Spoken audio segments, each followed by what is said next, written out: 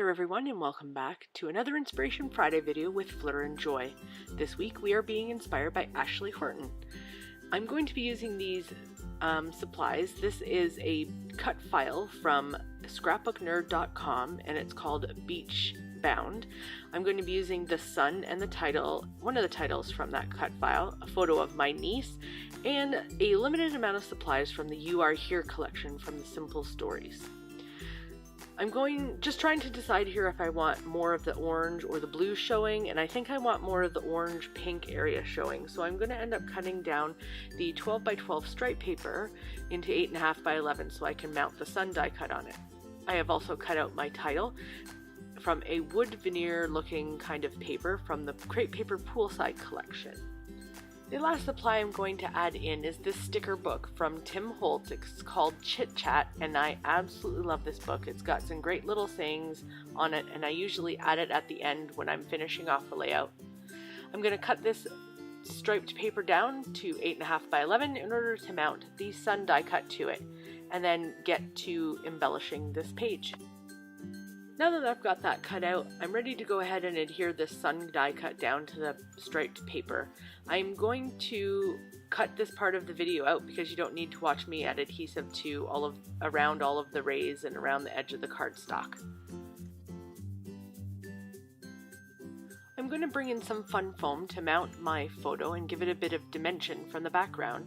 Now I learned this trick from Jennifer McGuire, who makes cards. I also make cards, but I'm going to do this to the photos. I find it's a cheaper way and to add dimension to my photos rather than using a lot of pop dots.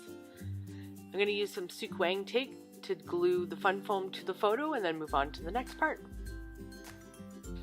So also before I started recording the video, I did cut out the title Sand, Sun, Fun from a wood grain kind of paper from the Crepe Paper Poolside collection. I failed to mention earlier that these die cuts that I've been cutting out have been cut out on a silhouette cameo. I'm just playing around here, seeing where I want to set out my embellishment clusters, using the limited supplies that I pulled out of the brads and those colorful stickers. These flowers I really like, and I'm also going to try to add the hello sticker up at the top left side, and it will come back after I try using a little banner cutout later in the video.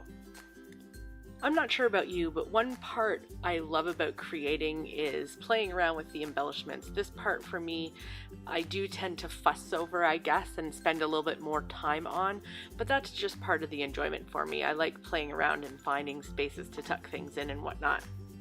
So this sticker sheet, I end up using quite a bit. I want to add this hello sticker up at the top left, and I also want to use those sunglasses there as well. They're so cute. I want to get those on this layout somehow. I'm going to search in my wood veneer bin here to mimic this pattern paper. It's not going to match exactly, but it's going to give the look of wood elsewhere on the layout. I'm going to use the wood veneer in a visual triangle around the layout as well.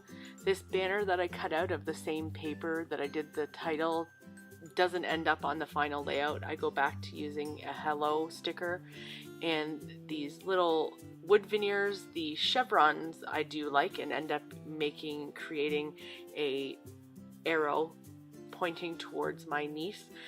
The sunshine wood veneer doesn't end up on my final layout either. I do like that chevron arrow that I created, but you ever try to use an element on your layout and you move it around in so many different spots, it just looks awkward, but I still try to make that word work for some reason. It's just kind of funny. Now, I found that the title was getting lost in the background because it is quite a light pattern paper.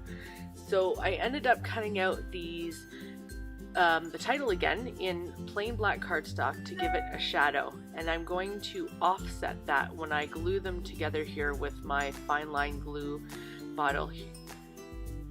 Now I'm going to also add some black into this layout, which will make the colors pop out a lot more. Here on the side, I'm going to use some packaging, some acrylic paint, and I'm going to bring in a mister bottle with some water in it just to break down that paint a bit.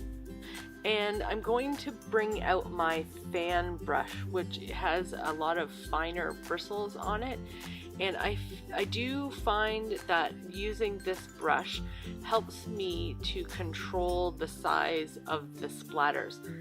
I want the splatters there, but I don't want them to be these huge black dots on this layout. I want it to be a very fine kind of, for lack of a better expression, misting of little splatters. And here are those fine droplets that I was talking about. I'm going through and I am focusing the splatters in the same embellishment clusters that I've got going on the page. They do end up going a little outside of those clusters, but that's all right. I do like the final look at the end.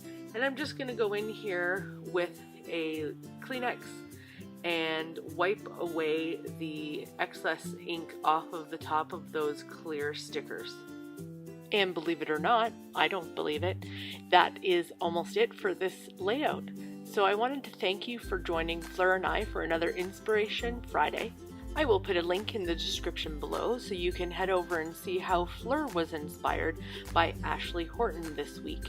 Thank you so much for watching. Take care, and I'll see you next time.